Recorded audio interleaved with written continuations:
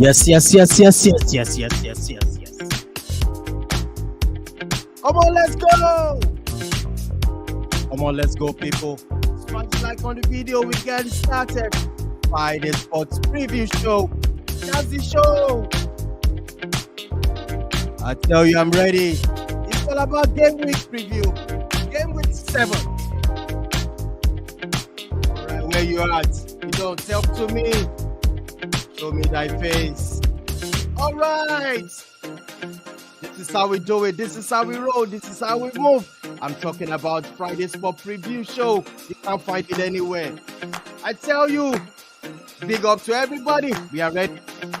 All right. Yes, yes, yes, yes, yes, yes, yes. It's all about sport. It's all about this game, round letter game.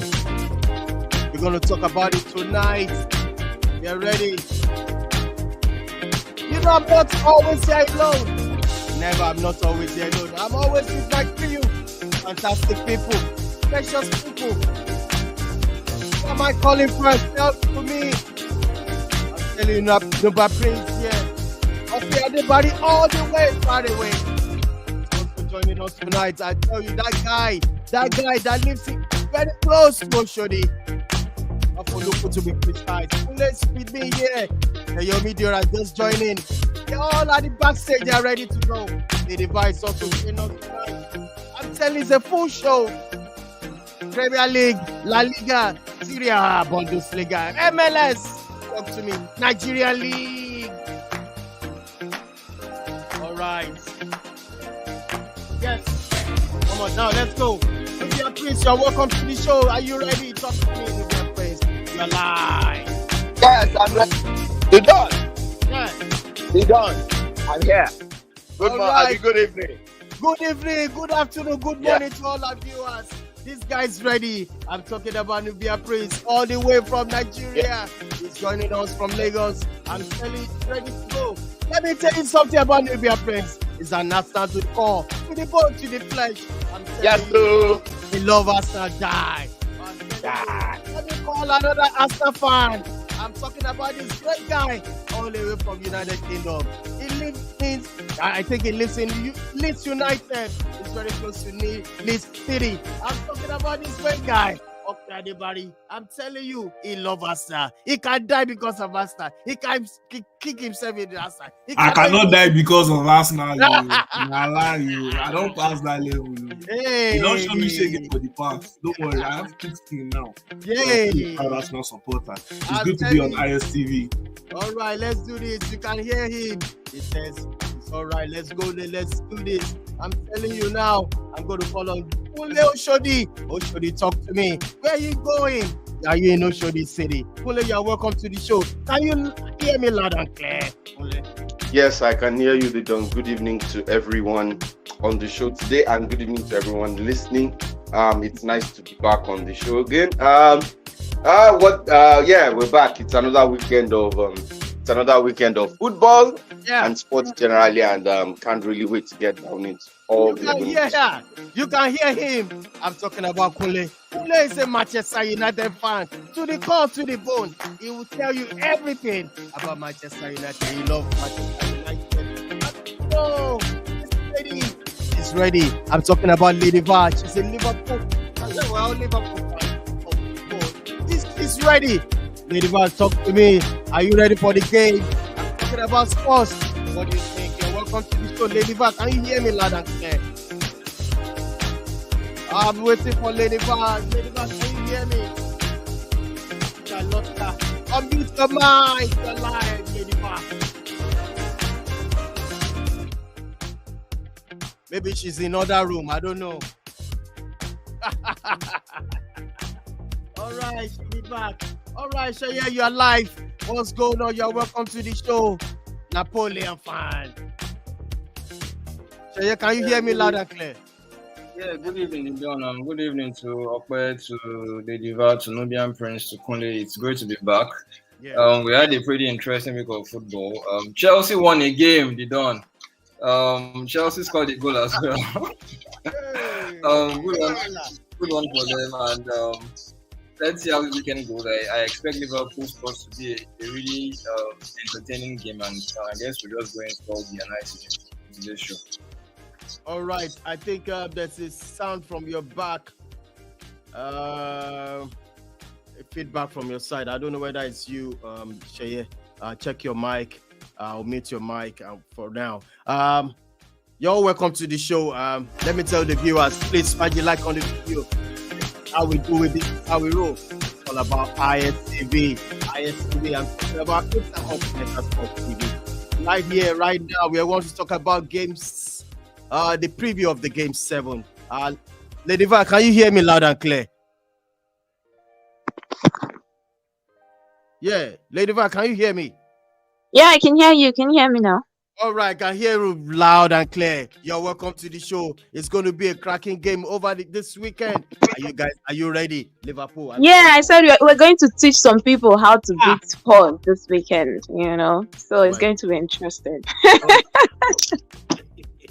Kule, you there? Don't worry. I did look at with bombastic. Kule, you know what's up. So Which what's up? No problem. We'll see. All right, I'm waiting for another Liverpool fan is here loud and clear.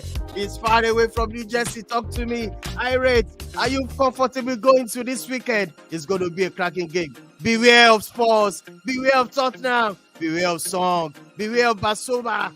Can you hear me loud and clear? Irate, are you ready? Yes, I can hear you. Good evening, Lidon. Good evening, everyone. It's good to be here. Another weekend of football is approaching us, and we are ready to roll. But like you said, weekend tomorrow against Tottenham, we are ready. We have a good record against Tottenham in recent years, so I'm really not bothered about Angie Ball or whatever they call it. We are up for it. So it's good to be here. All right, you're welcome. Another great man, Prof is here with us live and direct. Prof, you're welcome to the show. Chelsea cracking this weekend. You're good to be back. Prof, can you hear me loud and clear? Maybe he's still adjusting his mic, but let's go on. It's about games week 7. What do we have? I'm telling you, I'm going to start off with the quick debates for today. We have ranked these 4 wingers. 4 wingers. I'm talking about Gary Bate from Wales, and also Angel Di Maria from Argentina, Mo Salah from Egypt, Mo Salah and Eden Hazard from Belgium. First, second, third, and fourth. I'm going to start off with you, Shayomi Diora. Please rank these 4 wingers, first, second, third, and fourth. Shaye, go for it.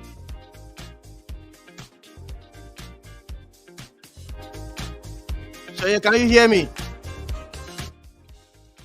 Yes, I can. Done. My mic was still muted. All right. Okay, so I think for this one, are we ranking based on preference or based on what they've done throughout their careers or their prime? Yeah. Anyhow you want to rank it. I mean, you have Gary Bale, Angel Di Maria, Mo Salah, Eden Hazard. First, second, third, and fourth. Go for it. Well, to be honest, it's actually pretty tough because you can make a case for each player here. Yeah. I have a bias for Eden Hazard. Although I want to believe if you're leaning on stats, you obviously rate the likes of Salah and Bale ahead of him. I will probably put Gareth Bale as the first. Hazard number 2. Okay. Yeah. Gareth Bale first, Hazard second, Di Maria and Salah. It's actually tough because Di Maria is someone who I feel throughout his career he has been underrated. Someone who scored several important goals in big games. He's one who scored the winning goal for Argentina in last year's Copa America victory. And he's also versatile because we saw him play on the flanks and also play. I think as one of the free 8s in Ancelotti's 4-3-3 at some point at Real Madrid. So it's a tough call. So is it possible to maybe rank Di Maria and Salah on the same level? Just switch first, second, third, fourth. Talk to me. Okay, so Bale, Hazard, Di Maria, Salah. Di Maria, Salah. You can hear that. That's what is ranking these great players. Look at his phone number. I'll drop your phone number and your house address. All right. Let me turn to Okwe Adebari. Go for this. Rank these 4 players, 4 wingers. Can they play Di Maria, Mo Salah, and Eden Hazard? Okwe, can you do this for me? All right. First place, Angel Di Maria. Second place, Gareth Bale. Third place, Mo Salah. Last, Hazard. Hazard. Wow. Massive. All right. Let me turn to Kule. Kule, talk to me. Rank these 4 wingers. Gareth Bale. Then Di Maria, Mo Salah. Well, for me, I think it's kind of straightforward for me. I think Angel Di Maria trumps all of them. I think, yes, like Sheye said, he has been underrated, but you cannot take away the influence he had on Real Madrid all the years he spent there, and even when he went to PSG as well. Yes, he came to Manchester United. You see, even when he was at Manchester United, he didn't do badly here, but I think because of the price tag he was, but people thought he should have done better. But Shaya also said something about his versatility, and I remember they were trying to put him in different places. But you see, in Madrid, he excelled in multiple positions, whether in the center of attack, on the right, on the left, even as a central midfielder, he excelled. And let's not even go to Argentina, like Sheye even mentioned. I mean, I always say something that remove Angel Di Maria and maybe Lionel Messi would not have been as successful as he was with Argentina, because I think him and Lionel Messi struck a very, very good chord. So I think Angel Di Maria for me trumps all these players. Next to him, I would say Eden Hazard, because Eden Hazard was a colossal figure at Chelsea. We saw what he did. He brought even bigger popularity to the Premier League, because I think because of Hazard, many people wanted to watch the Premier League, because of what he does. I mean, I think he seemed to be like the next most exciting player in the Premier League since Thierry Henry left. I mean, he was that was the kind of influence he brought on the Premier League. So I would put him next. Next to him, I would put Gareth Bale, because this is another exciting player. We saw him in the Premier League, what he did with Tottenham Hotspur. And, when he went to Real Madrid, even though he seemed to not be celebrated enough, his contribution to Real Madrid was immense, both in goals, assists, and also even though things fell out for him, he was still monumental. And yes, I think I'll put Mohamed Salah last, because Mohamed Salah, he's a junior to all these people. So only somebody's looking for you. No, I know. Depends. Let him come for me. My goodness! I know that person, but I don't. My goodness! Or even he himself knows that Salah is a junior, so don't worry. All right. All right, Nubia Prince, can you hear me loud and clear? Over to you. The quick debate. Yes, boss. Yes, I can hear you. All right, for me, definitely. I don't know why everybody's rating Mohamed Salah so low. My own category, I'm going to make my own description based on their inputs, their ability to influence games, and we both agree that goals win matches. So goals for me is going to be top priority. And of them all, I think the most prolific in front of goal is definitely Mohamed Salah. I don't think any of them have scored 30 goals in the season. I don't think so. For me, Hazard will definitely come last. I don't know why people are hyping him, sincerely. I see a player that loves to play to the gallery. Yes, he scores outstanding goals once in a while. Yes. But beyond that, Hazard has never been prolific. Hazard has never scored 20 league goals before. 20 goals in our competition, maybe. But I know for sure he has never scored 20 league goals. And for me, you're a winger. What is your goal contribution? So Hazard last for me. For Di Maria, yes, he's been everywhere he's gone to. He's been like old wine that always tastes fine. Everywhere he's gone to, you know that Di Maria will give you goals, will give you assists. He's got goals in him. Be it the normal goals, be it outlandish goals, be it stunning strikes. He's got it. He's won almost everything. He's won Champions League. He's won World Cup. His influence transcends everywhere, from the Serie A to the La Liga to the Premier League. Well, Premier League for Manchester United, he wasn't a fantastic player. I think he was just a bit above average. PSG did very well. Then for Gareth Bale, he played his best football definitely his best football was for Spurs. As Real Madrid, really messed him up. So I think in that order, I'm going to rate Mohamed Salah for his goals, Di Maria for his brilliance across all the different leagues, and for the fact that he's very versatile. And in addition to scoring goals, of course, he adds assists to it. Salah has both goals and assists. Then, of course, I'm going to pick Gareth Bale for what he did with Spurs. Of course, Eden Hazard is going to come last because I don't do it. All right, who's next? Irate, talk to me. Talk to me about this quick debate. Talk to me. Rank this 4 wingers, first, second, third, and fourth. Over to you, Irate. Yeah, I mean, these are all 4 world-class wingers at their peak. So you can make a case for each of them to be number 1. But one of them is still at his peak and is still scoring goals amongst all 4 of them. Ben. So, but without much ado, I would go for. I'm always about the business side of it. I really don't have time for tricks and all. I need the numbers from you if you're my player. So I'm going for numbers. You have to be prolific. I'm going by numbers at the world-class level. I would go number 1 for Gareth Bale, because Gareth Bale excelled even in a Tottenham team that wasn't a very good team. He was standout among that team. You could tell that he was carrying that team all by himself, that Tottenham team, and he won 2 PFA Player of the Year awards in that team, which earned him a big move to Real Madrid.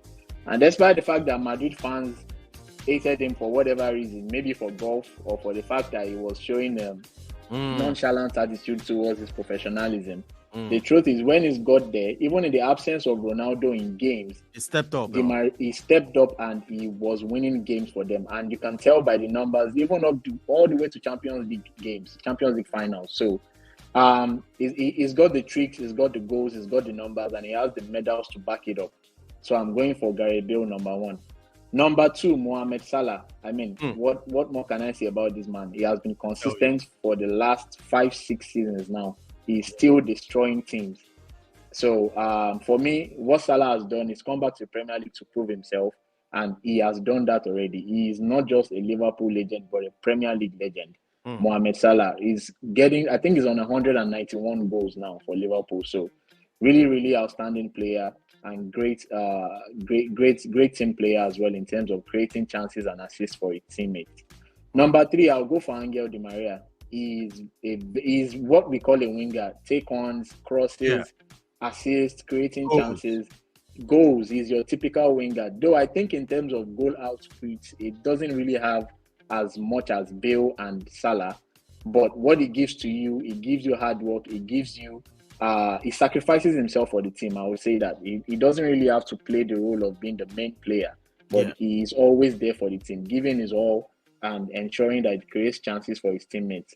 And for me, last is Eden Hazard. I mean, that's not saying he's not a good player, but I think to the other guys that I've not mentioned, I don't think Hazard is, I don't think he played even at his peak up to their level. I mean, he had all these tricks and flicks and all that, but when it comes to output, I don't think he's anywhere near these guys. So that's why I ranked him in my number 4. Oh my goodness, thank you so much for that. I'm going to call on Lady VAR. Do you have something to say about this ranking? 4 wingers. Which your number 1, number 2, number 3, and number 4? Talk to me, lady. So is it my most Salah that some people are putting third and last? Like, so like they said, actually, the very tough one picking, and everybody have given very good reasons. But for me, without being biased, I'll actually put Mo Salah first. Wow. His consistency this season has been, and then his fitness level is something else, Then Gareth Bale, I'll pick Bale second. Then for same reason everybody has said. Then Di Maria, like the unsung hero, does like most of the work behind the scenes. So he's third for me. And then, Eden Hazard has to come fourth. Eden Hazard, number 4. Wow. Yeah. team. All right, let me call another lady. Margaret, talk to me. Who are you ranking? Number 1, number 2, number 3, number 4? I have Gareth Bale, I have Di Maria, Mo Salah, and Eden Hazard. Talk to me, Margaret. Okay, all right. Good evening, guys. Good evening to all those watching us. Yeah. Okay, fine. Quick one. First, I'm going to go based on prime level. Based on prime level and how this player have been doing during that time. First, I will go with Eden Hazard. In his prime, I am telling you, these 3 players were not up to his level. And then the second one, I will Mo Salah, Gareth Bale, and then Di Maria. Wow. That's for me. Wow, I know why you pick Di Maria number 4. No, I said no. When we look here, fine. He's a great player.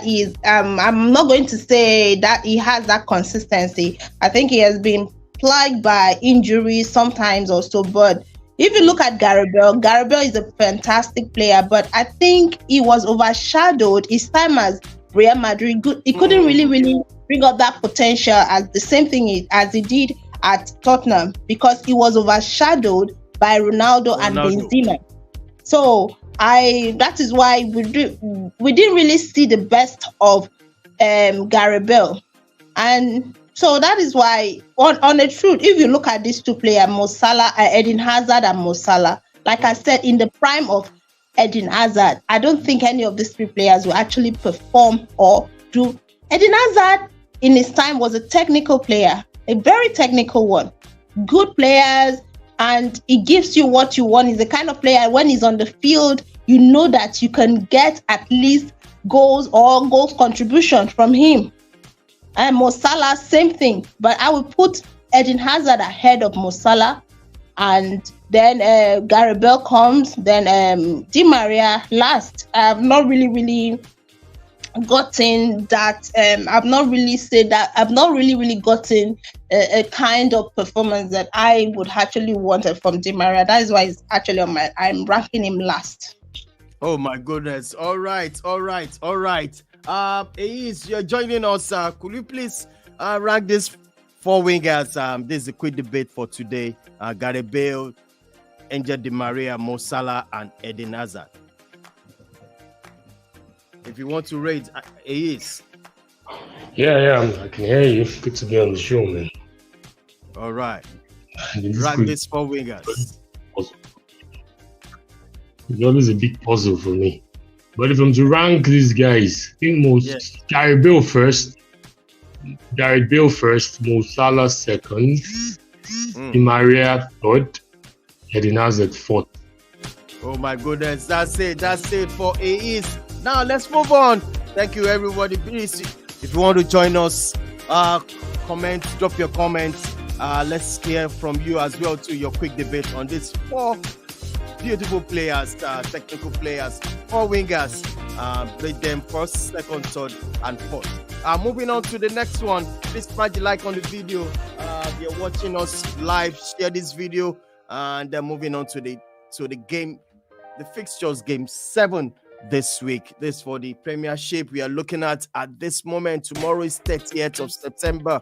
Aston Villa will be starting the first game of the weekend. Is going to be Aston Villa versus Brighton.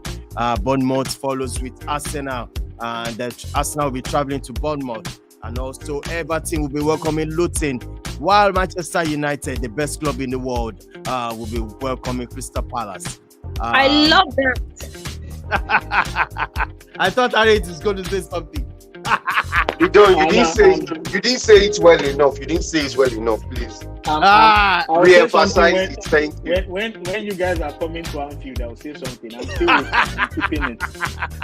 What is Anfield? Madalo, don't mind him. All right, moving on to this next one. Newcastle will also be welcoming Burnley. Burnley again. All right, and also West Ham will also be welcoming Sheffield United. Man City will be traveling all the way to Wolves. And the big game for the weekend is going to be Spurs will be welcoming Liverpool. We'll be dissecting that since we have the Liverpool fans in our midst. Pirates and Lady VAR. And also on Sunday, it's going to be a match between only one game on Sunday, Tottenham Forest versus Brentford. And on Monday, of course, Chelsea will be traveling all the way again and again. But they had their victory over the Carabao Cup. So they'll be looking for the momentum again going in on Monday, traveling to Wolverhampton.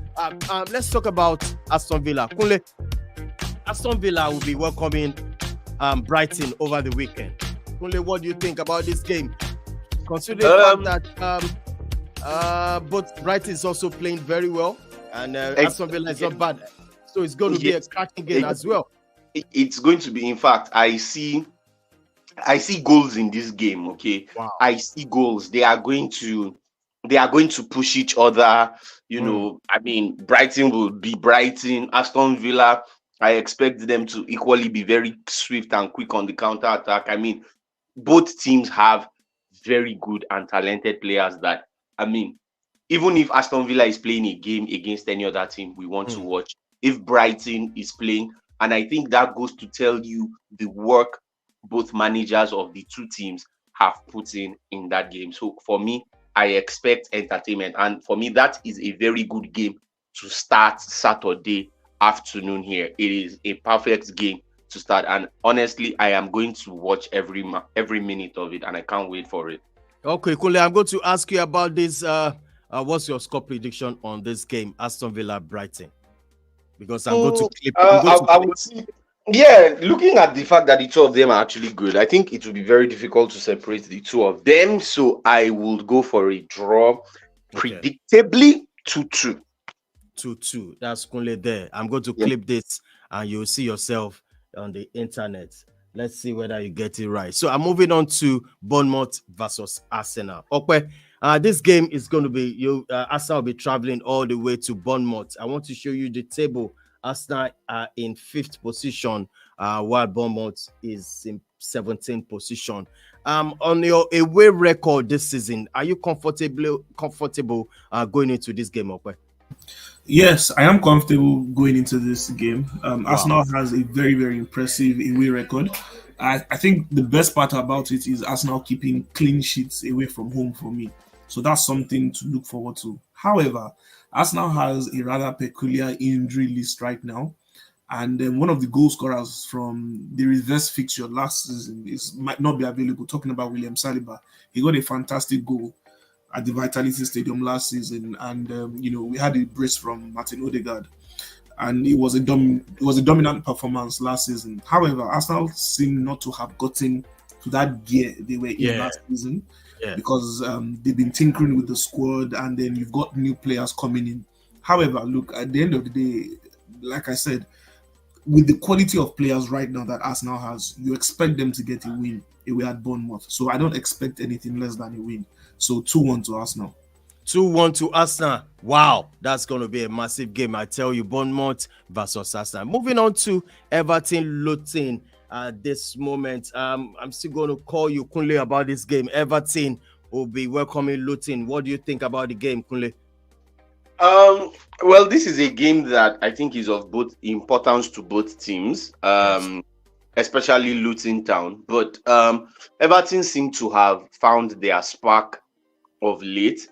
I mean, they beat Brentford in Brentford's backyard last week, which I think was massive. I didn't see that coming.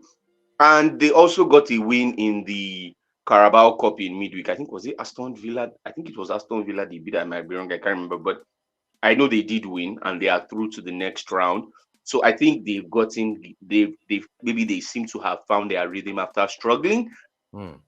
It's going to be worrying for Luton Town, because Luton Town too, they got a point in their last game, which is an improvement, but I'm sure they would want that first win, right? So, because looking at it now, the 3 promoted teams, Luton, Burnley, and Sheffield, all have 1 point. So, I'm sure they would want to probably make a difference, but it's going to be difficult because they are going to Goodison Park, and Goodison Park is not a friendly place for visitors. So, Luton have a whole lot on their hand. But I think Everton will be able to edge this one out. And I will look at it that it will be a narrow scoreline. Everton will win 1-0. Will win 1-0. All right, that's Everton. Are you kidding? Have you seen Everton? Have you seen Everton's form of late? 3 straight games. Yeah, but yes, but that doesn't mean. Yes, but that doesn't. It's a beating. Trampling. Yes, but Luton would want. See, maybe we forget that even though Luton. Let's give credit where it's due. Everton had peaked form. They have peaked form, and they've been impressive. They've been impressive for the fact that on away game they've won 2 straight away games, if I'm not mistaken, in different competitions. You need to give them the credit. You shouldn't compare them with Luton. Luton has been shambolic. But there's always going to be there's always going to be a first time where we would see something. That's what I'm saying. Not with this resurgent Everton. I beg you. All right, all right. Let's move on to the match. Another match. That's Manchester United, the best club in the world, versus Crystal Palace. I'm going to call on Margaret. Margaret, can you please dissect this game? You know, so many injury crises everywhere. Manchester United will be welcoming Crystal Palace again after beating them 3-0 just couple of days ago. So going into this game again, they are coming back to Old Trafford. Are you confident going into this game, Margaret? Margaret, can you hear me? I lost. Margaret, can you hear me? Unmute your mic. Yes, okay. I can hear you. All right. Talk to me about this game of Manchester United versus Crystal Palace. Okay. You mean United and Crystal Palace? Yes. Okay. Yes. All right. Crystal Palace. Honestly, let me put it this way. It's going to actually be a tough one because Crystal Palace would not want to lose back-to-back against United, though it has happened before. But I also feel that of recent, I think they've had that great momentum whenever they come to Old Trafford, especially under Roy Hodgson. They've actually made life difficult for United at Old Trafford. And if you look at our recent wins against them, there's always been either slim victory or draw, or United trying to grind out something from that game. It's either it ends 2-1 or 1-0. So it's always a difficult match against against Crystal Palace. And we know that Roy Hodgson also, he has that experience of guiding Palace to multiple results at Old Trafford over the years. But the thing is, we're going to see what will actually happen because United actually won against Burnley. It wasn't convincing. And then they had a convincing victory against the same Crystal Palace, and they'll be meeting them again this Saturday. So we hopefully hope that the wins against them on Tuesday wasn't a fluke. It wasn't something that just happened. It was actually a victory that United actually deserved. And if they play the same way that they did, I'm sure they're going to get all 3 maximum points. But in terms of players who will be playing, maybe Mount may come in, and we may likely see Amrabat playing maybe as a defender again this time because we'll be having Martinez won't be playing. The defender our on-loan defender from Tottenham will not be playing. I mean, Rogelio, he won't be playing. We have, thank God, Christian Eriksen. Christian Eriksen is back, and according to reports, Anthony is back. Yeah. With the team, so he's back on training. So, but we're not sure if he's going to play this weekend or not. So we're just going to cross our fingers and see what is going to happen in that game. And then Victor Lindelof or Harry Maguire may actually partner Johnny Evans or Rafael Varane, because as it is, there are no defenders. Almost all United back four they are out injured. But then we're going to see. It's going to be a wonderful game. It's going to be something exciting to watch. Let's see what United will bring out from this game. And I wish them 3 points. The best club in England, according to the Dawn. Correct. Or the best club in the world. Yes. Anybody will not find it funny. Make it go. Iris will not find this funny. It's not easy. Just like United. It's not easy. All right. All right, moving on to Newcastle versus Burnley. Nubia Prince, can you do me a favor on this game? Newcastle are on fire right now. Do you think they can nick a 3 points? Because Burnley at this moment, they are struggling. They are absolutely struggling. But they play a beautiful football. Yeah. Beautiful football. Yeah, and it's just unfortunate you can't win any game at the moment. So talk to me about this game, Newcastle versus Burnley. Yeah, Burnley are actually playing fantastic football. They're not playing like a championship team.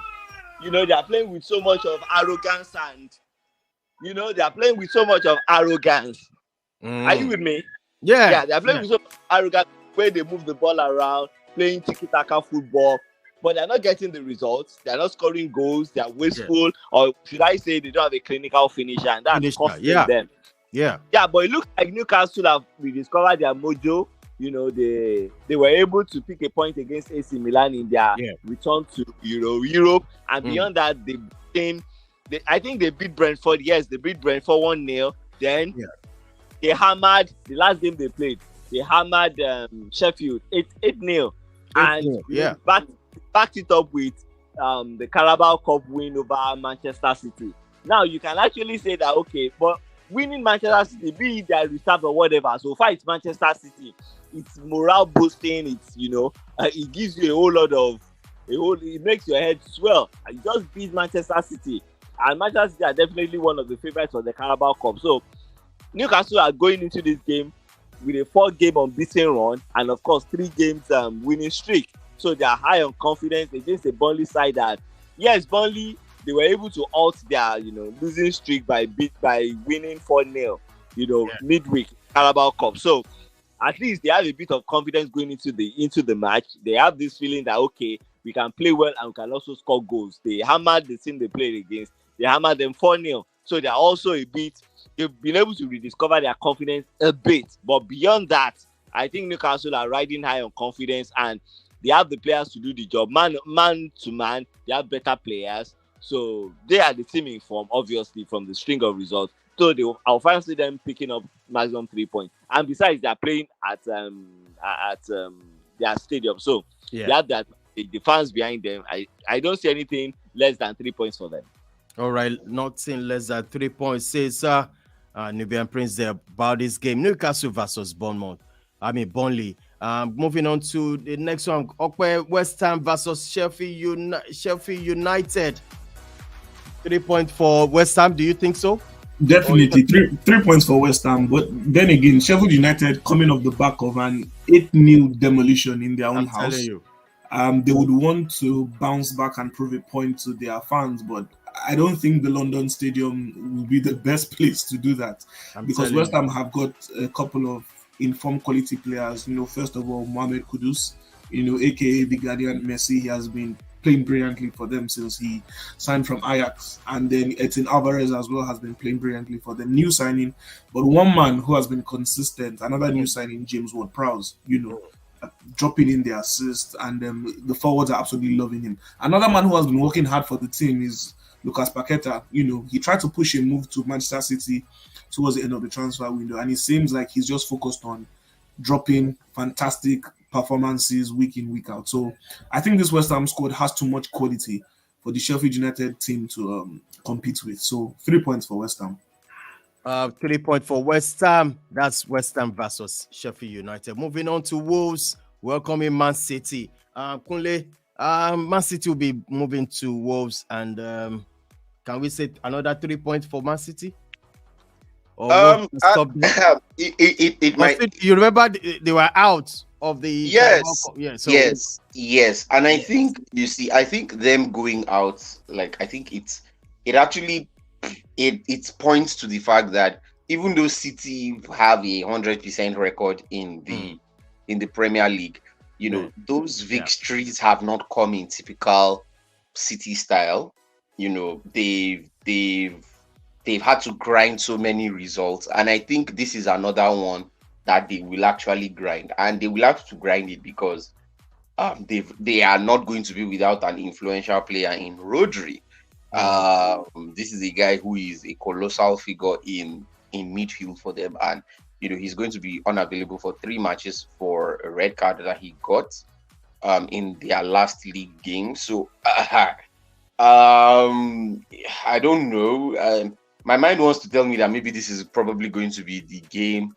City will finally drop points and not claim. But yes, because it's Wolverhampton Wanderers who, for me, are usually a thorn in the flesh for teams in the Premier League. I mean, they have tormented City in the past, like in the 18-19 season under Nuno Espirito Santo.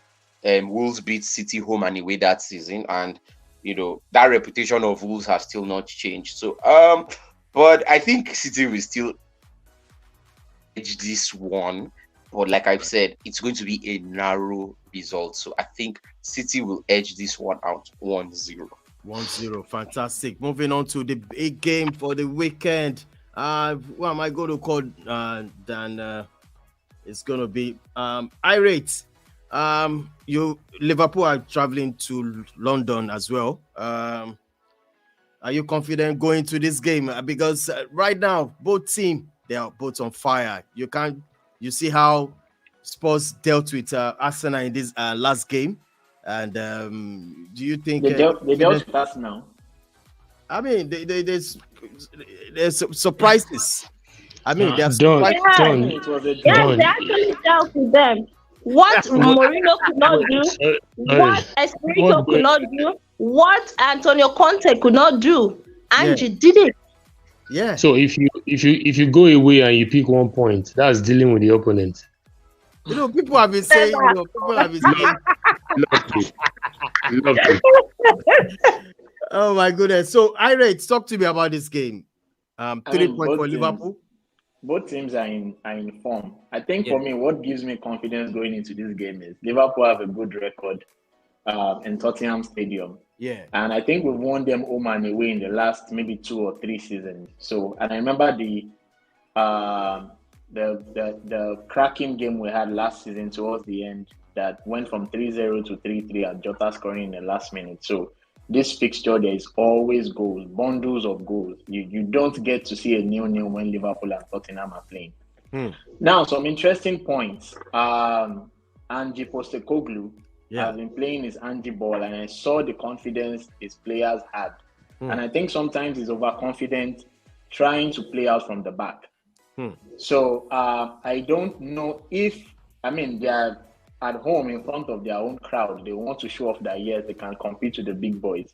But I think Liverpool are one of the best teams when it comes to pressing in Europe. So if you do that against Liverpool and you attract Liverpool's attackers towards your defenders, I think you are calling for trouble. So I think that's one thing that would go against, because they did a couple of times against Arsenal, especially in the first half. And I think Liverpool would actually press and be closer to their defenders than Arsenal. And we have those 3 guys up front who have bundles of pace to burn. So I don't know how Ange wants to go about it, but if I were him, I would be careful with telling the goalkeeper and defenders to keep playing the ball out from the back. So that is on the Tottenham side. On Liverpool side, I would love to see if Trent would be back into the lineup tomorrow, because honestly, I miss Trent personally. Wow. Trent behind those 3 guys up front is a joy to watch going forward. It's a joy to watch. So I think with Trent in that team and Núñez, Salah, Diaz, it's just going to be chance upon chance upon chance. So our goal scoring opportunity increases with Trent in the team. So it will be interesting to see if he'll be back in the team. And also, I think Klopp is still trying to find out what his best midfield is. Yeah. Because McAllister is not a 4. And despite the fact that he's able to control games from that position and pick passes and all that, it's still, you can tell in this game, he doesn't have that positional ability of a defensive midfielder. And sometimes he gives the ball away in that position. So, and we saw it twice, I think, against West Ham when they should have probably scored the first goal at Anfield. So that for me is a worry. And, you know, what is he going to be playing going forward? If you are playing Man City, will he use Curtis Jones, McAllister, and Szoboszlai? I mean, these are the title favorites. So will you be using that combination against a team like Man City? I think they will kill that midfield. So Klopp needs to sort out. He has Endo, he brought in Gravenberch. He needs to sort out what his best midfield is going into the season. But overall in this game, I think it's going to be a cracking game. I expect lots and lots of goals. But for me, I think Liverpool will just edge it as usual, like we have in the last couple of games. So I expect Liverpool to win here, 3 points. All right. Before he wants to ask a question about the analysis, let me quickly ask him. Do we still have Lady Va in? Yeah, Lady Va. I just want to ask about your Liverpool's midfield right now. Which player, these three midfielders you want to see tomorrow that you think can control the game? Of course, Szoboszlai. The guy is. In fact, I think Liverpool hit a good man with that guy. The guy is so good. His shots, everything is actually. Although, like Irit said, those three midfields actually, if we're playing a big team, actually, we can't say for sure, be 100% confident. But so far, Szoboszlai is outstanding. So for me, I know he's going to do well tomorrow, and definitely, no doubts, he's going to give it. Okay. You want to ask something? Oh, is it Kunle or something? No, I just want to react to what I say, because all of a sudden I can hear Irit sounding so confident and sounding so cocky. I'm going to take this as cockiness, not confidence, because this was the same Irit that 6 weeks ago he wasn't confident of whatever Liverpool was going to achieve this season. Yeah. And all of a sudden, after 6 or 7 games, or let me count 8 games, 2 games, 1 in the Europa, 1 in the EFL Cup, and 6 games in the EPL. They are not in Champions League. Remember, I said Europa. I said Europa League.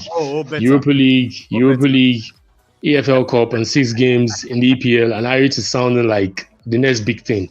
But really, if we're to look at this game, I think Liverpool should be worried, because the Liverpool I've seen this season, and I'm saying this subjectively as a neutral and analyzing Liverpool from an outside perspective. I have nothing against Liverpool. I have nothing against Klopp.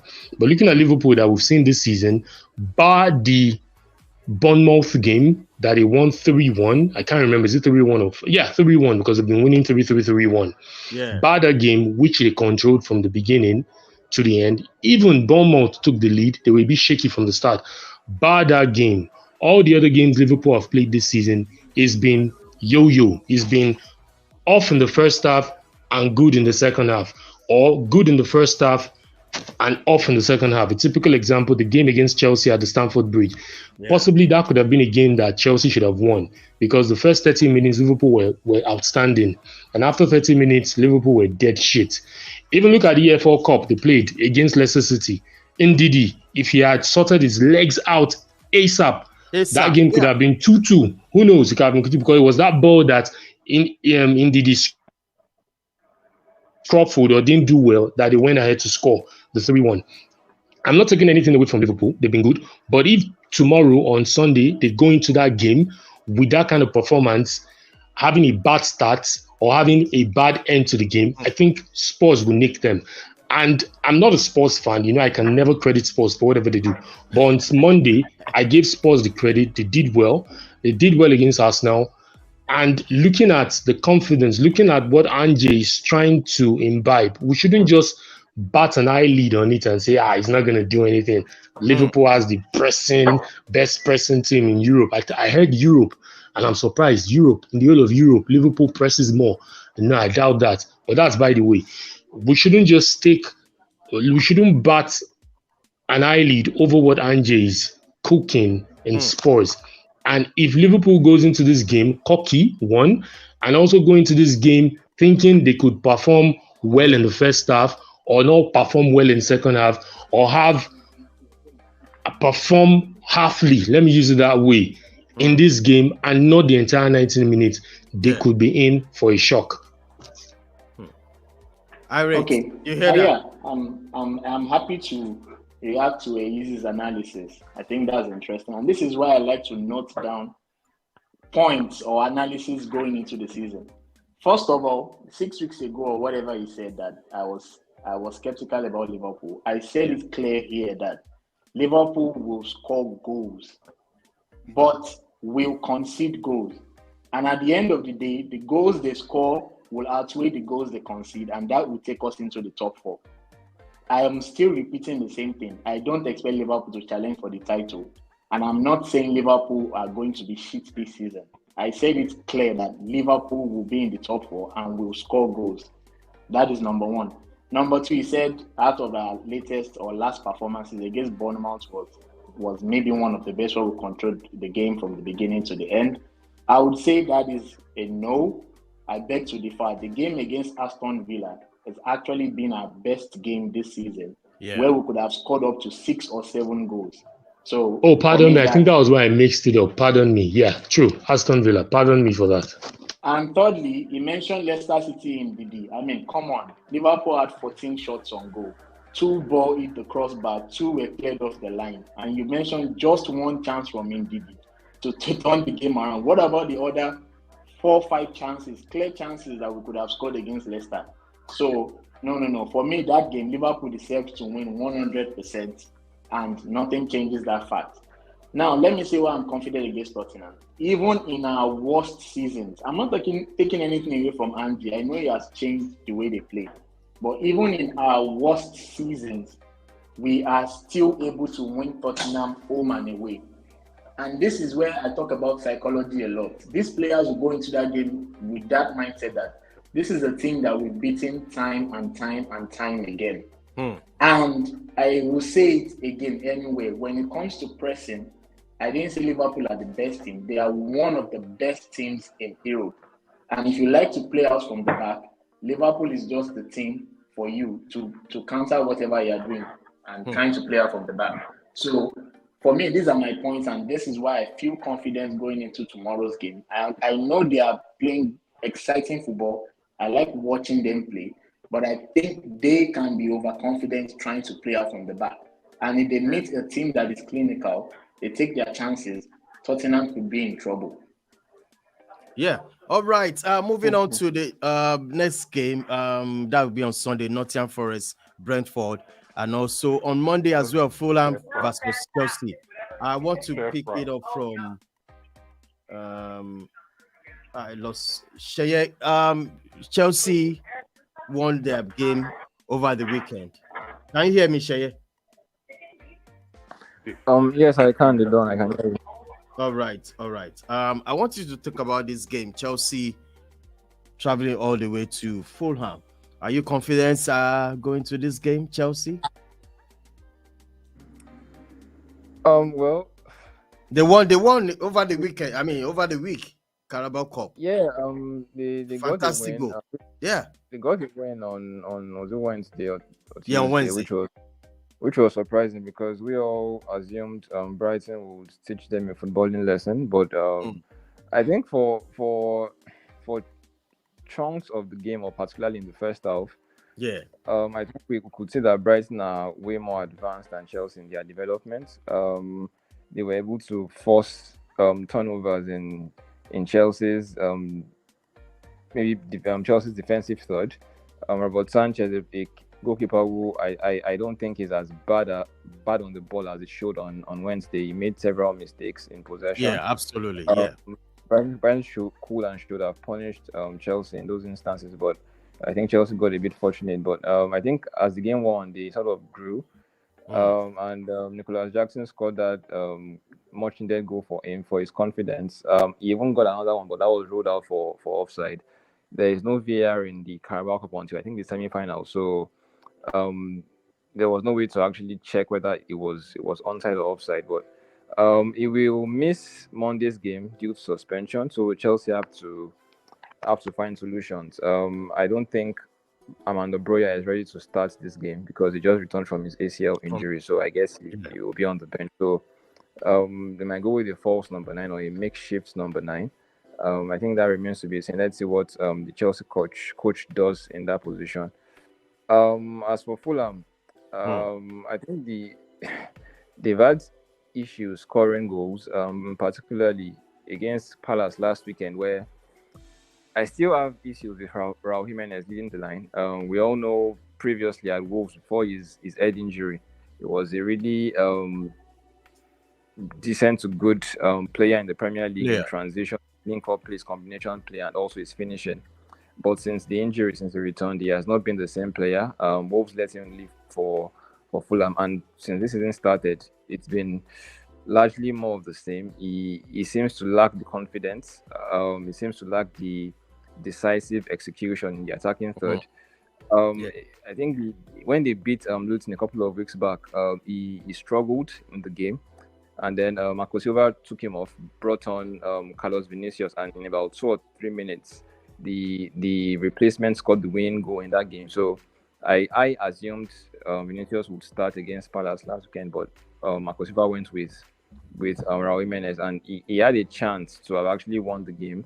There was a pass on to I think it was Andres Pereira, and he half shot and he also half passed. It seemed to be a really weird situation. I just think that was down to his confidence being a bit low. So on this one, it's actually hard to call. If Chelsea showed the best version of themselves, the issue they have is goal scoring, and the issue they also have is they're at a point where they control games to a large extent. They create chances, but obviously we know there are issues with goal scoring. And when the game begins to get a bit tight, there's a feeling I get that they tend to lose belief in what they are doing, and that allows the opponents have attempts or have chances. So let's see if Chelsea are able to win the game, but it's going to be tight because last season, the corresponding fixture, Fulham got the victory, even though I felt Chelsea had the better of the game. That was Joao Felix's debut on loan and got a red card in that game. So he can go either with this one, but on paper, he probably root for Chelsea slightly, but I won't be surprised if Fulham get the result. Wow, you won't be surprised. Oh my goodness. That would be serious. I hope Chelsea at this time around will win this one. Moving on to the sports news we have. Mark, can you hear me loud and clear? Mark? Yeah, I can hear you. Yeah, Mark is you're welcome to the show, Mark. Thank you. I guess you are in the office. I want people to see your face. Meanwhile, police raid referee's headquarters as part of Barca investigation. You are a Barcelona fan to the core, to the bone, to the flesh. What's happening in the camp? I mean, this issue, this allegation has been on you guys, and we can't talk more because we don't really know it's still under investigation. So I want to ask you, is it affecting Barcelona right now? As a fan, what can you say about this? Well, I will not say that it is not affecting us. To say something to the contrary will be a blatant lie. So it's affecting every true fan, and it's not a nice thing when your name is mirrored in the mud, and especially when it has become a recurring decimal. Today it's about paying referees. Tomorrow it's about not being able to buy players. The day after that, if it's not one thing, it's the other, and it's all negative. So it's not something that makes us happy. But speaking objectively, this is something that has to be dealt with, and I think that if Barcelona is found guilty, they have to be punished to the full letter of the law, because that will serve as a deterrent to other clubs, especially the bigger clubs, who are doing a lot of hanky-panky or all these high-handed practices and corruption scandals everywhere. It will serve as a deterrent to get them out of the game, or to show that those things have terrible consequences. So right now, Laporta and his legal team. He's a lawyer himself, and he's putting up a legal team to try and counter that charge. How successful it's going to be, we don't know. But the allegations are strong, and they have refused to go away. So this has to be dealt with to the full extent of the law, like I said before. And even if it involves the Spanish FA, we read that their offices have been raided by the police. Yeah. If it has to go to UEFA and even FIFA, it has to be. If titles are going to be stripped off them, I support it totally. One thing I know for sure is that the institution called FC Barcelona will never go away. They may be relegated. They may be asked to stop competing in some major competitions, yes. Yeah. But that will only serve as consequences of what they have done, and they have to face the music. So it's something that's not nice, but it has to be dealt with, and that the responsible people behind it all must be punished.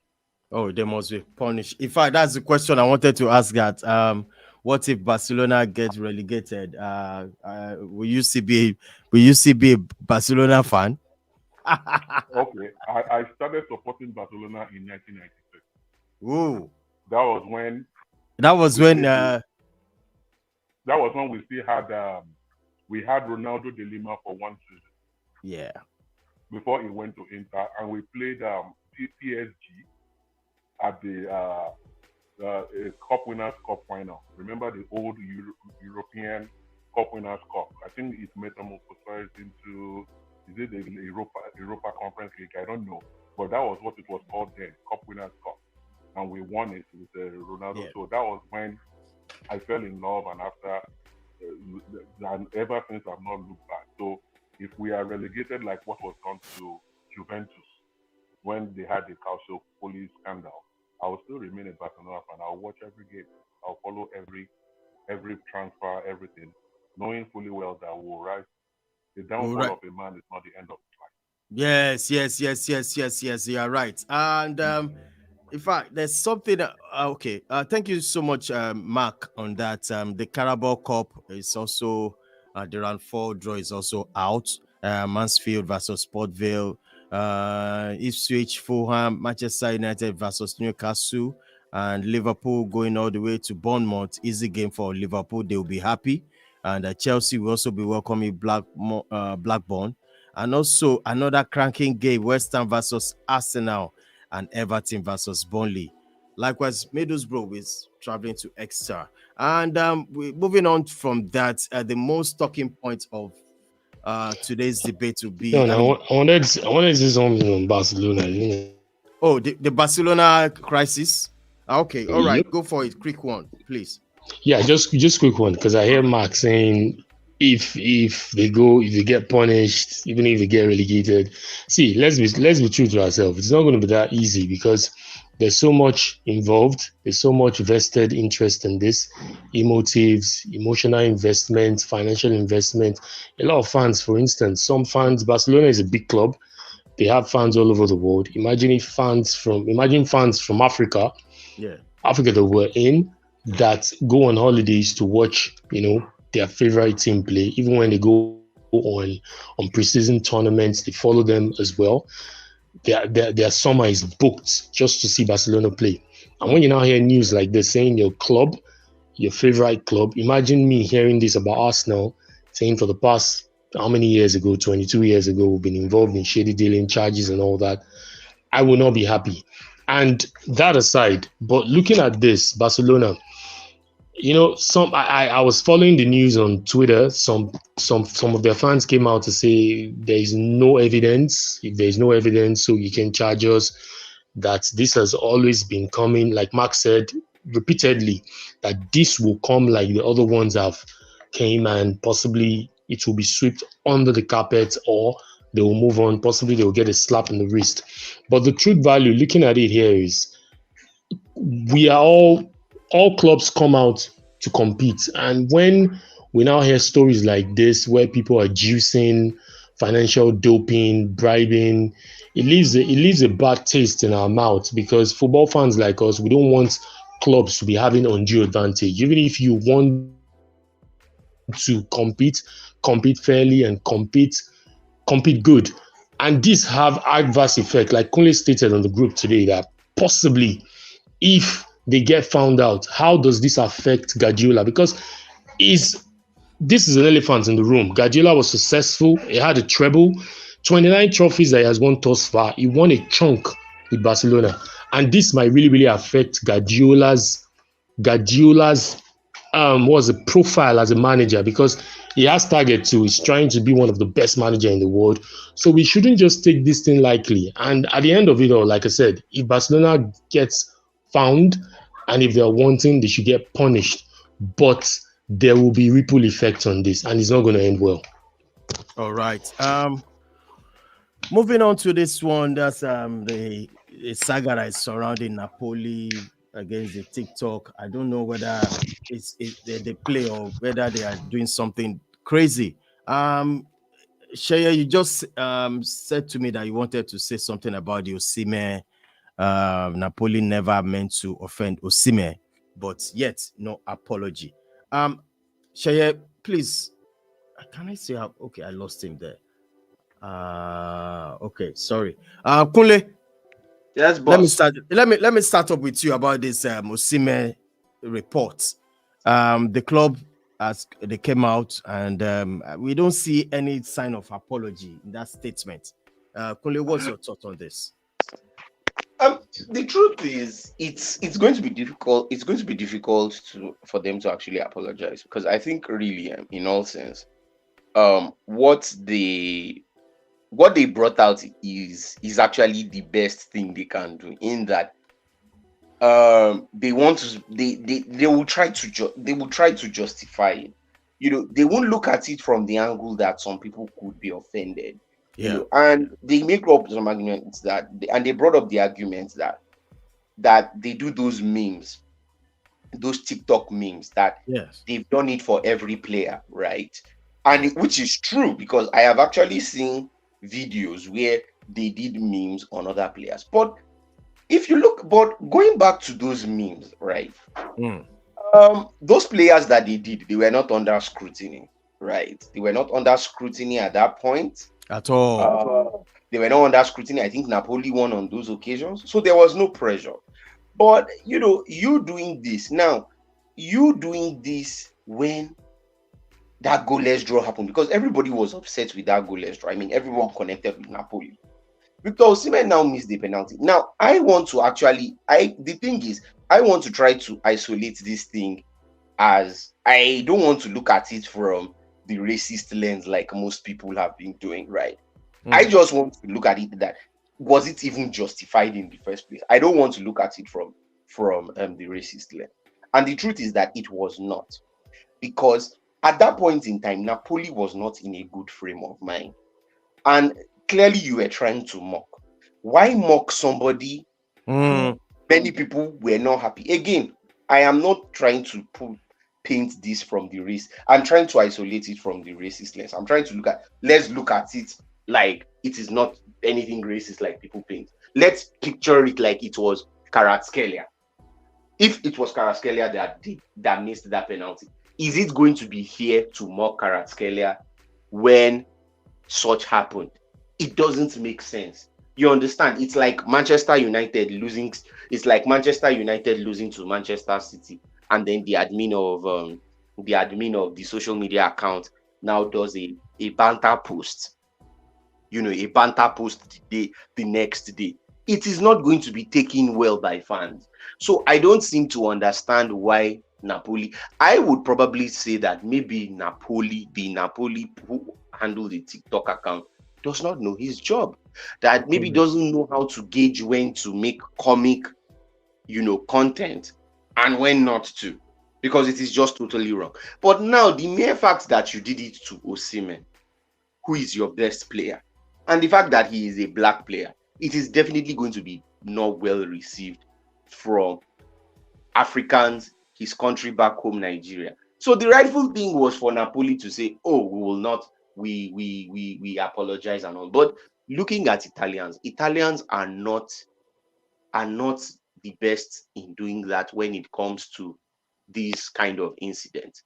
We've seen racist incidents occur with players like Romelu Lukaku, Absolutely. Mario Balotelli, Kevin Prince Boateng, and there was no ounce of apology from the clubs, and you just kind of wonder then, what do you stand for? Because when you have this kind of behavior, it means that if a black player does not play very well, or he has a bad game, that is my problem with players moving to Europe these days. Because if you go to a country like Italy or Spain where you have a bad game, it means you are going to be it means you are probably going to be subject to racist abuse. We see it in the Premier League. You look at what they did to Bukayo Saka, Marcus Rashford, and Jadon Sancho at the Euro 2020 final because they missed penalties. So if Marcus Rashford should have a game, and I think it is happening because people don't seem to be happy with Rashford. He had an accident last week, and when I was looking at most comments on social media, instead of people to have sympathy with him, some people were thinking that he probably wasn't focused. That was why he had the accident, that he knows that he's not in the form. So you are making mockery of him. All right, Kole, because I want everybody to speak on that. Sorry about that. Irate, could you please share more light on this Osimhen saga? Irate, I think I lost Irate there again. Okay. Ace. Yeah, I'm here. Yeah, about Osimhen. Yeah, about Osimhen. Kunle, I always come for you. I will always come for you. You're my guy. But on the show, when I see something, I'll come for you. See, let's call a spade a spade. Let's call a spade a spade, and not a farming instrument. Do you understand? That's the highest level of racism. I understand. No. I'm not taking it away. I was just trying to, let me say, isolate it. That it was still wrong, nonetheless, to do such, considering what happened the previous day. I'm not trying to rule it out. I'm just trying to say that you don't come out mocking people when results are not going bad. Now, the mere fact that you now did it to a black player, obviously, it makes it worse. So I was just trying to, not that I'm not trying to. Yeah. Because looking at when you look at the TikTok account of Napoli, look at the past videos they've put on it for the past 3 months. Because I had to go there, I looked at it. I didn't see anything related to that post. 2 videos actually. That post, 2 posts of Osimhen. I didn't see anything related to it. Prior to that game, this season, I think that Italy, they played 5 or 6 games as well. I don't know if that's his name. Zelensky or whatever his name is. Missed the penalty. Kvaratskhelia. No, it's not Kvaratskhelia. One funny name like this. It's not the 70th. Zelensky. He scored the penalty against Sampdoria. The last game they played on Monday, I guess. Or on Wednesday. Yes, on Wednesday, yeah. Missed the penalty prior to that, even prior to when Osimhen missed it. One other Napoleon player too had missed the penalty. One thing about Napoli, they don't have a designated penalty taker. I think they rotate it among these 3. So I think those ones too, they missed it before he got to Osimhen's turn and he missed. So does that now give the effing right for whatever they did? And I'm sure Napoli as an establishment, they would have the media team. And whatever the media would want to post, be it on whatever platform, Twitter, TikTok, Instagram, YouTube, would have to go through a process to be vetted. I'm sure there will be a head of the media team that vets whatever content go out. One funny Jew don't just sit in his house and decide to create a content and post it. Napoli's handle. I would not want to believe that. Even in an organization not as big as Napoli, they vet content before it gets out to the public space. Are you now telling me that Napoli don't have a control structure within their media team to vet content before it's been put out? If that is the case, then that is totally embarrassing. Napoli, absolutely, and them not wanting to take responsibility shows how detestful it is, and shows the narcissistic behavior and also the racist behavior in it. Regardless of however we want to paint it, that was racist. And it's high time for Osimhen to do what is right. I heard of that funny theories, conspiracy theories, saying possibly Osimhen don't want to renew his contract, and Osimhen has 1 year and 1.5 years left in his contract, 2 years. He doesn't want to renew, trying to see how he can leave. And you know, when players leave on a free, the transfer fee comes to him directly.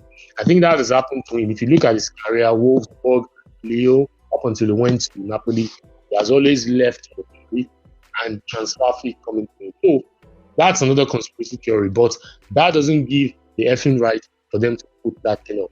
And whatever they did, taking it down and not apologize, I think they should just increase on the bottom line. All right. Lady Va, are you still there? Yeah, I'm here. Yeah, Lady Va, do you think Osimhen should leave Napoli? Straight up? Well, with what has happened, actually, if you ask me, he should actually leave because I feel he's not really valued. He's more like needed in the club because of his performance and all. You know, like he said, I don't know why Kunle is trying to justify whatever they did. That was not just a post. That was not anything comic. It was more like premeditated. It was a video, you know, the effort it takes to put those sounds, to put the write-ups, you know, and then putting it up. It was as if something that was premeditated. It's totally unprofessional, unacceptable for like one of your best players. And then what did the club do after everything that has happened? It was more like a justification or an explanation rather than an apology. So for me, I think he should go where he is actually more appreciated, but he should not come to Manchester United. Actually. What? Margaret, you didn't hear that? So, Margaret, wait, no, I'm hold on. not okay. Kule, Sorry. no, hold on, Okay. Kule. Right. Margaret, what's your take on this, Osimhen? Do you think he should leave right now? He should leave Napoli? Anyone that says Osimhen should stay at Napoli probably doesn't maybe he's a hater of Osimhen with what he has gone through. Like, you know, what kind of post is that? What kind of TikTok what kind of content are you trying to create? For crying out loud. Okay, now look at it, just because he missed the penalty. We've seen great players miss penalty, but they were never ridiculed like that. Ronaldo has missed penalty. Probably Messi has missed penalty. The likes of Beckham has missed penalty. So many great players have missed penalty just because of one single penalty that he missed. And I've forgotten that this same guy, the goals that he contributed last season that gave them their first Italian title in 30 years, and then they have to put it this way. Honestly, right now, right away, if I were Osimhen, I don't have to rethink. I need to leave Napoli immediately. But by January, you should make plans to leave. Manchester United is actually open, you know. All right, yeah, Shaya, before said he wants to go to United, so let All right, Shaya, talk to me before everything go. You know, talk to me about this stuff. Okay, over to you. Yeah, just talk about Victor Osimhen. I think obviously Napoli's statement yesterday was just nonsense in my opinion. They just they did put apologize. up some words without really. Yeah. They didn't apologize. It was just a series of words put together, and really that was just nonsense and stupid in my opinion. I would have preferred if they didn't say anything at all than what they put out. But that's by the way. It's actually weird because there was actually people sort of missed this until the TikTok post of Osimhen missing the penalty actually came to light. But there was actually an earlier post, which was I think on Thursday or Friday, where there was a post more or less with Osimhen saying I'm a coconut. That's I think a TikTok trend.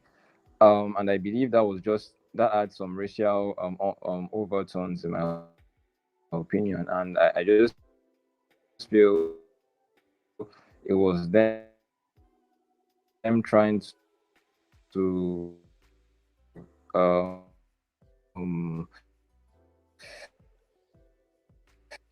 should I say, just I can't hear you anymore, Shaye. Kunle, can you hear him? pan that to their kind of breaking. worldwide audience. Yeah. I digress. Can you hear me now? Yeah, I can hear you, but the last one I didn't. Please go on.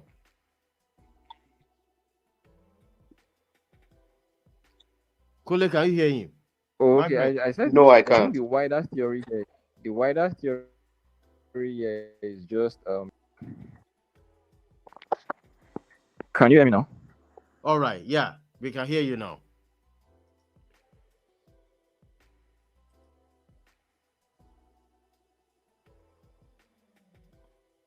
Yeah. I'm not hearing him. I can't hear him. I'm not hearing. I think it's the network. Nobody's hearing him. I ain't got the proof say they live for Lekki. Sheye is not in Lekki. That's that should be proof. Let me just like to add something. See, personally, I wouldn't say Osimhen should leave Napoli. You people should not come and say I've come. But this is the reason why. Osimhen is actually loved in Napoli. Okay, this is something that came from the social media, the social media account of Napoli. So and that person does not represent Napoli because this where Osimhen has grown. Osimhen is loved. Don't go there. So how did Napoli handle it? Do you know what is on social media? Let me do you give you know? his phone number. No, please. If they can start with social media, do you know what else has been going through? I actually don't buy that theory at all. Well, you don't know what is going on in the background. You don't know. So let me tell you something. If this happened to Rashford, if this happened to, let's put this into proper context. Brighton. No, if this happened to Rashford, Rashford made a penalty, and the social media handler of Manchester United Football Club, a club that is fed worldwide, put a post like that about Rashford, mocking Rashford. Do you think this is going to be taken lightly and Rashford would stay? Or you think you're not No, you are saying that we maybe okay, let's hear you out. Let's hear you out to understand what you're saying. Hear me out first. Okay. I'm not now. Osimhen is loved by Napoli fans. That's why I said using that social media account to like represent the entirety of Napoli when we knew it was somebody who was clearly behind it.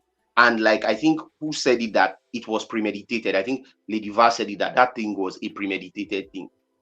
Now I understand that because it is social media, it is like the face of the club. But what I'm trying to let you know is that Osimhen is a loved figure by Napoli fans.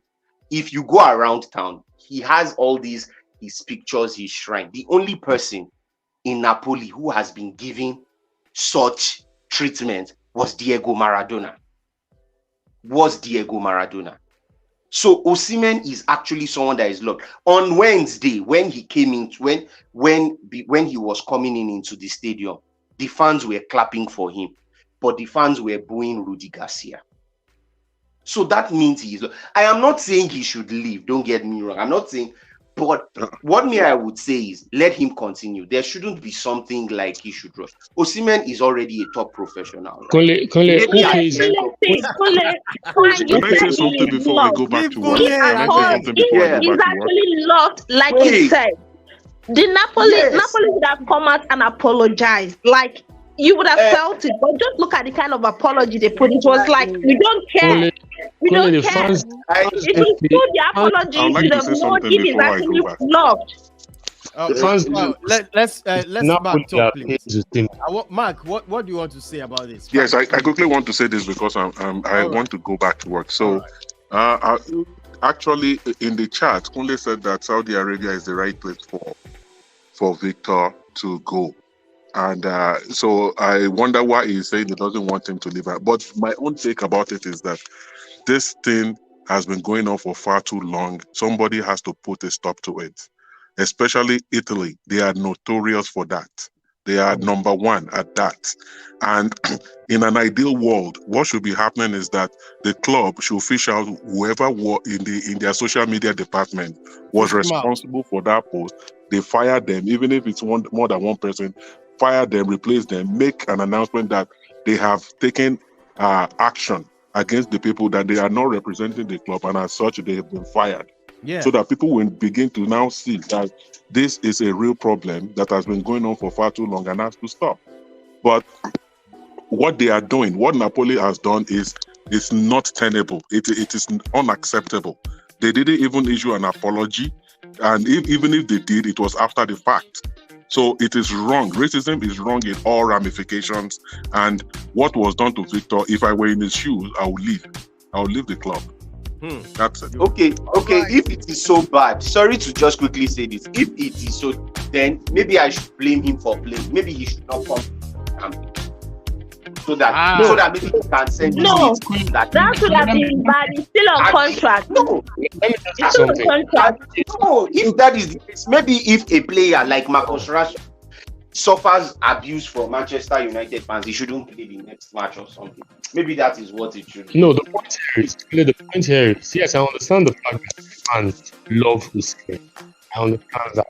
When you look at it properly, the fans don't pay Osimhen's salary. Napoli Football Club, SC Napoli, as an institution, pay Osimhen's salary.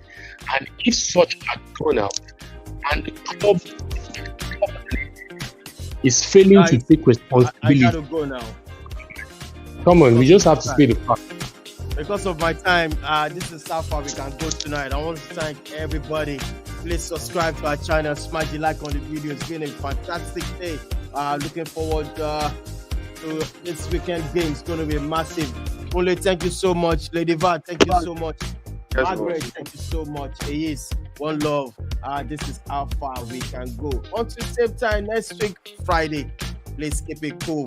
Keep it real. We'll be back next week. Thank you all.